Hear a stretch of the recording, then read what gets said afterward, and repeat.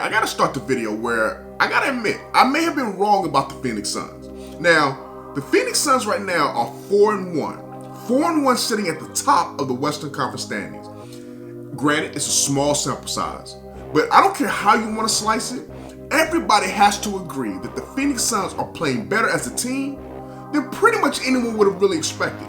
Even if you were high on the Phoenix Suns, can you really honestly say that you thought they were going to be 4-1 after 5 games? And the one game that they lost to the Sacramento Kings, it really was a nail-biter. This Phoenix Suns team, I think everybody knew was going to be much better this year than they were last year. Now, let's not forget now, this was the Phoenix Suns team that in the bubble went 8-0, undefeated, and Devin Booker put these boys on his back and carried them to the best record in the bubble. Now, granted, as we know, they didn't wind up making the playoffs, but you can't necessarily knock them for giving it all, and you got to give credit to Monty Williams for, despite all the off-the-court distractions and everything that came along with the bubble, he had those boys ready to play last year. Now they're different. This team right here is built different, and we're going to jump into what my prediction was, what my prediction is now, and just what the ceiling is for the Phoenix Suns team. Man, let's get into it. Are you ready?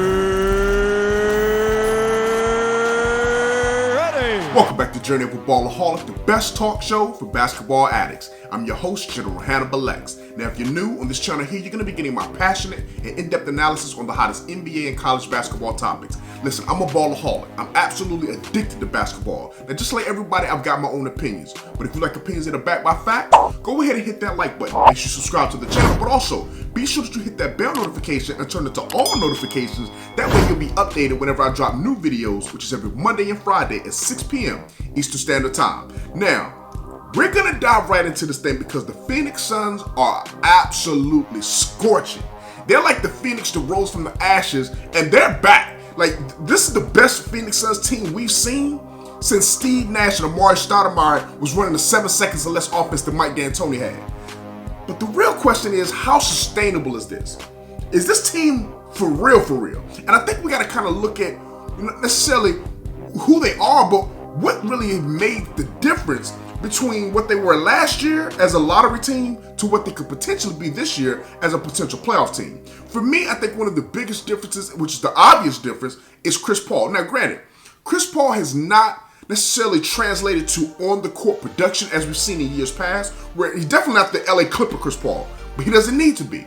The best player on this Phoenix Suns team is Devin Booker. And I think the biggest influence that we've seen thus far through 5 games from Chris Paul is the attention to detail on the defensive end. That's where I'm seeing Devin Booker playing his best ball on the defensive end his entire career. Now, keep in mind, once again, these are small sample size stats, but through the first 5 games of the season, he's averaging a career high in rebounds, steals, and blocks. But I think that energy and that focus on defense, it has slightly dropped his offensive production. And it's not necessarily a bad thing. We'll get into that in a minute. But he is shooting a career low. This is the lowest we've seen for Devin Booker since year number 1. This is the lowest amount of field goal attempts as well as points that he scored since his rookie season. But does that really necessarily mean that he's necessarily traded offense for defense? Well, I think the biggest issue with Devin Booker thus far has just been, doing too much. I think that's the best way to put it. I think Devin Booker's still doing a little too much because he's averaging over 5 turnovers right now, and his PER's around like 12.63, something like that. So what I want to see is Devin Booker lean a little bit more on Chris Paul, because Chris Paul, he's one of the best floor generals the game has ever seen, and he has truly galvanized these troops along with Monty Williams, because they got to give Monty Williams a lot of credit. Him going to the Phoenix Suns was one of the best moves that they could have made as a franchise or organization. You add a guy like Chris Paul, an on-court coach, and he's between those two and just the natural improvement of these young guys, the Phoenix Suns are loaded, man. They've got 10 guys that are averaging 10 plus minutes and all through the first 5 games of the season right now. They're extremely deep. I mean, when you're talking about having a guy like Cam Johnson, who's coming off the bench, let me say this first of all. I'm a person that if I'm right, I'm right.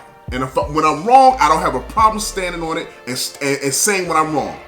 Last year, when the Phoenix Suns drafted Cam Johnson, I said at that time, it was one of the worst draft picks that they could have made. I felt they reached for him. And I still think they may have necessarily reached, even though it appears to have been a good reach because Cam Johnson's balling. Like, you got to give him credit, averaging 14 points per game off the bench. He's playing solid defense. Like, he's turning into a legitimate 3-and-D player. He can still have definitely some more improvement on the defensive end, but I like what I'm seeing from him. But the guy that's really impressing me, Mikael Bridges, man. This young kid here is going to be really good as a solid 3-and-D role player. Now, we knew he could shoot the three. We knew he could play defense, but he's putting it together at a young age, and I'm very impressed. See, for me, I think one of the biggest things about this Phoenix Suns team you got to think about this. This is a young team, right? Still, even though they added Chris Paul, this is still a relatively young team. But it wasn't just Chris Paul's additions that I think that really helped to shape this team to being what they are now. You got to give a guy like Jay Crowder a lot of credit because he brings an added toughness element that they necessarily didn't have last year.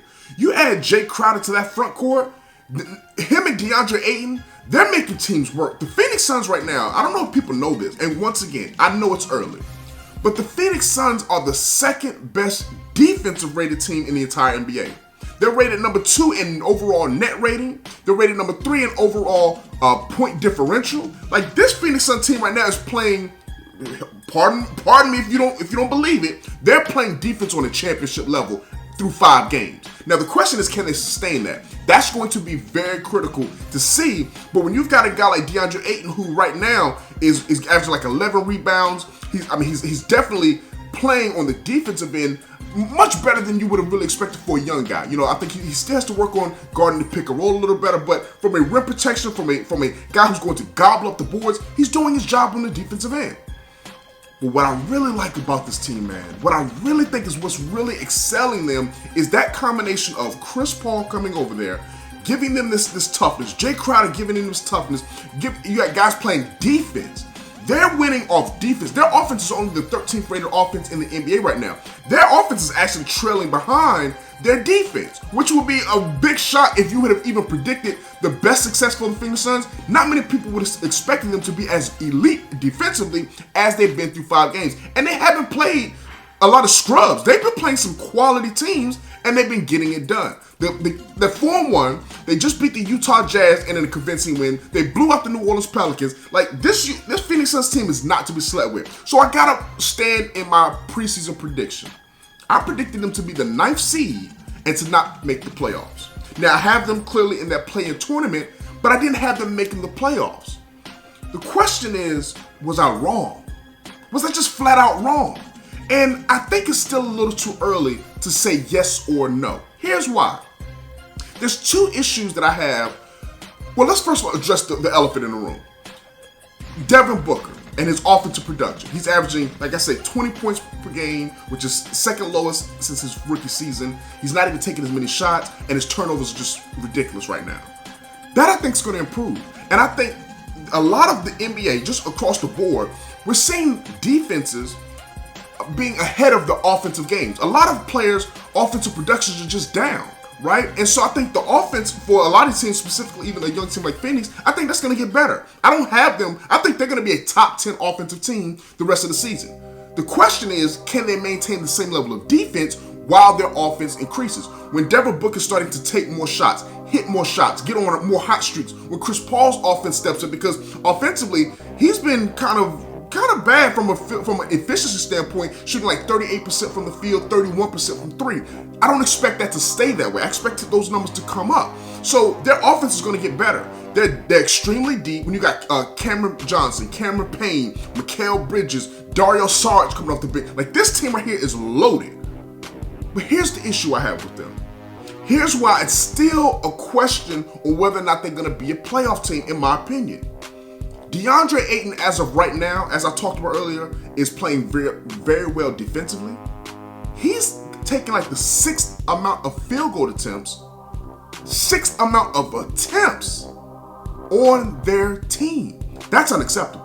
That's a schematic issue that I don't know if that's going to continue, but I expect Devin Booker's shot attempts to go up. I expect Chris Paul's shot attempts to potentially go up. So if he's already taking the 6th amount of shots, does his shot attempts come down? Are they going to get him more involved? That's going to be interesting dynamic to see, because if they're going to be a playoff team, all of these jumpers, the Mikael Bridges, the Cam Johnsons, the Dario Sarges, the Jay Crowder, are you going to really make the playoffs relying on those jump shots to continue to go down as they've been going down?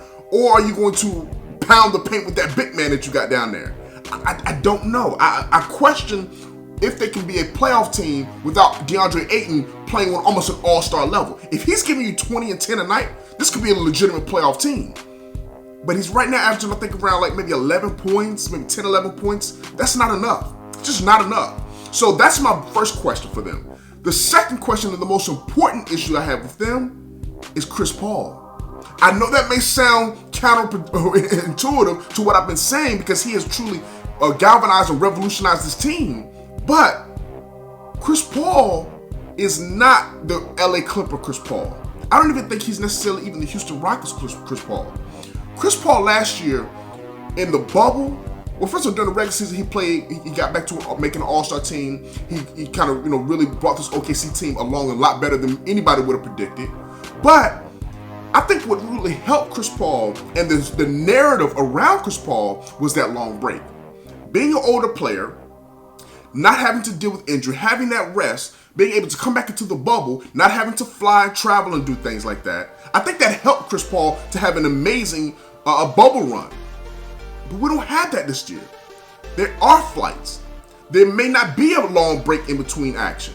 Can Chris Paul sustain another 70-plus games played during the regular season and then also make the playoffs? Right now, as we see, his efficiency is dropping off. Is that going to continue to maintain? We don't know. So I think those are the two issues that I have right now with this team as far as whether or not they're going to be able to continue the success that they had. Keep this in mind. Last year, the Phoenix Suns started their season 5-2. They started 5-2. Now they play tonight against the Denver Nuggets. Let's say they lose tonight. They go to what? They'll be 4-2. So if they win tonight, they go to 5-1. So their record is similar to where they started last year. The San Antonio Spurs is another example of a team who had a hot start last year. They were 4-1 to start the season and wound up missing playoffs. So you had two teams start extremely hot that didn't even make the playoffs. So let's not go too far. I've seen people saying they're going to be a top 4 seed, top 5 seed. Even if they make the playoffs, let's say I'm wrong. I don't have the Phoenix Suns being a top 4 seed, despite their amazing start. I think best case scenario for this team is 5-8. I honestly believe that. I think when things start to settle down, the Clippers, I think, will still be better than them. The Lakers, I think, will still be better than them. The Denver Nuggets, I honestly think they'll figure things out with Jamal Murray. I think they'll still be better than them. I think those three teams are kind of head and shoulders above. And honestly, I still like Portland better than this Phoenix Suns team. So when it comes to those 4 teams, I think those are going to be the top 4 seeds. And then you also got to factor in a team like Houston Rockets, who's just getting John Wall and DeMarcus Cousins back to playing alongside James Harden. So this West is loaded. That's the issue. I don't question the talent of Phoenix. I question the depth and how this young Phoenix Suns team, being led by an older Chris Paul, is going to last through a 72-game season. So we'll have to see. But as of today, listen, man, these boys look good. I got to give them credit. They look amazingly good. And I can't wait to see what they do tonight against a legitimate juggernaut like the Denver Nuggets, who have not been playing well, mind you, but they're in need of a win. So that's going to be an amazing game. 9 p.m. tonight, you got to make sure you tune in to see that. Listen, I appreciate everybody for taking a look at this video. If you enjoyed this, do me a favor. Hit that like button. Let's work this YouTube algorithm. Leave a comment. Those are free ways that you can help support the channel, is hitting the like button and leaving a comment. Even if you just put algorithm in the comment or algo, whatever. Say whatever you want to say down there. Let me know in the comment section below. Where do you project the Phoenix Suns to end the regular season in the NBA standings? Do you have them finishing as the number 1 seed, a top 4 seed, a top 8 team, or a lottery team? Let me know in the comment section what you project for them. Until next time, make sure that you all stay safe in the streets. General Hannibal X, and I'm out. Peace.